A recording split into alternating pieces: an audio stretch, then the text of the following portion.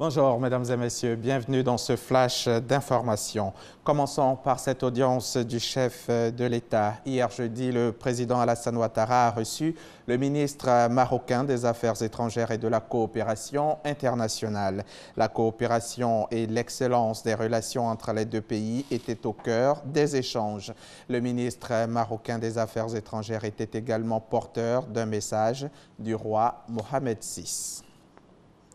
La cérémonie de lancement des examens scolaires session 2017 aura lieu ce vendredi 26 mai à 10 h à Agboville.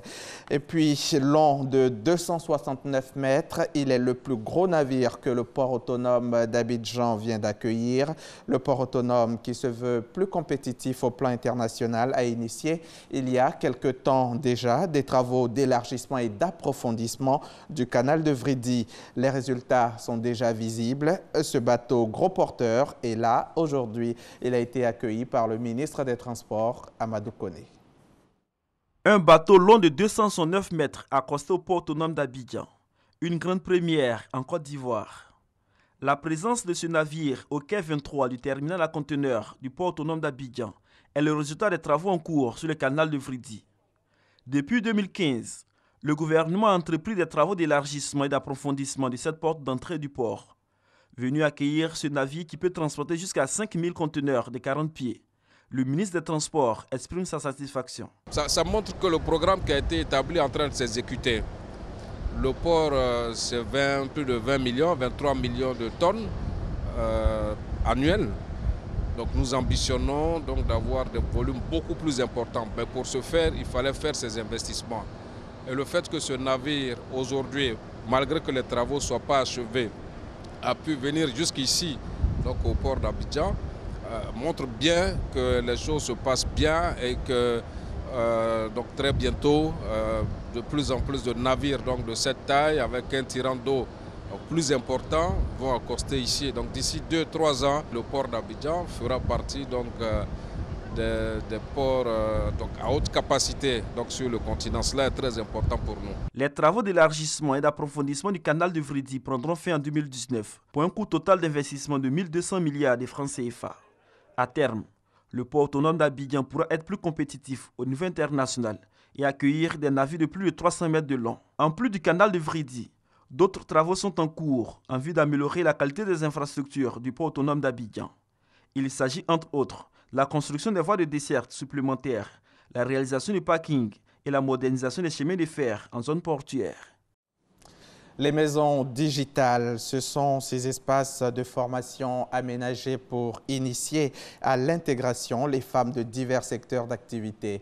Depuis 2015, une maison de téléphonie mobile a entrepris d'offrir ce type d'espace aux femmes de plusieurs villes ivoiriennes. L'idée a séduit la ministre de la Femme, de la Protection de l'Enfant et de la Solidarité. Mariatou Koné a procédé mercredi dernier au lancement du projet à Bonois dans le sud Komoé.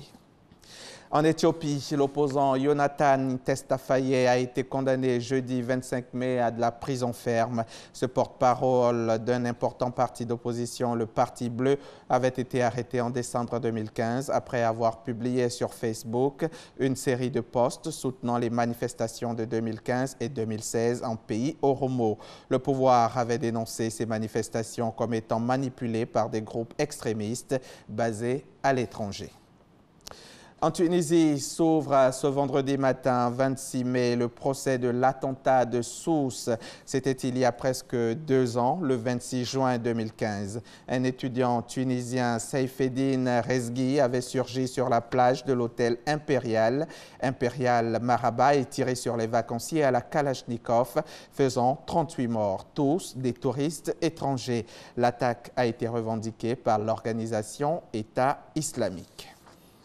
Des frappes aériennes de la coalition dirigée par les États-Unis ont fait au moins 35 morts parmi les civils jeudi dans une ville de l'est de la Syrie aux mains du groupe État islamique. L'annonce a été faite par l'Observatoire syrien des droits de l'homme.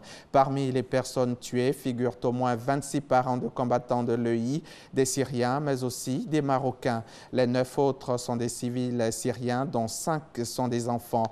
Toujours selon l'OSDH, les frappes ont visé des immeubles d'habitation à Mayadine, une ville de la province syrienne de Deir ez-Zor. Hier, le président américain Donald Trump a rencontré pour la première fois ses homologues des pays de l'OTAN à Bruxelles. Le président américain, qui n'avait cessé de tirer à boulet rouge sur l'Alliance atlantique, a réussi d'une certaine façon à imposer ses priorités.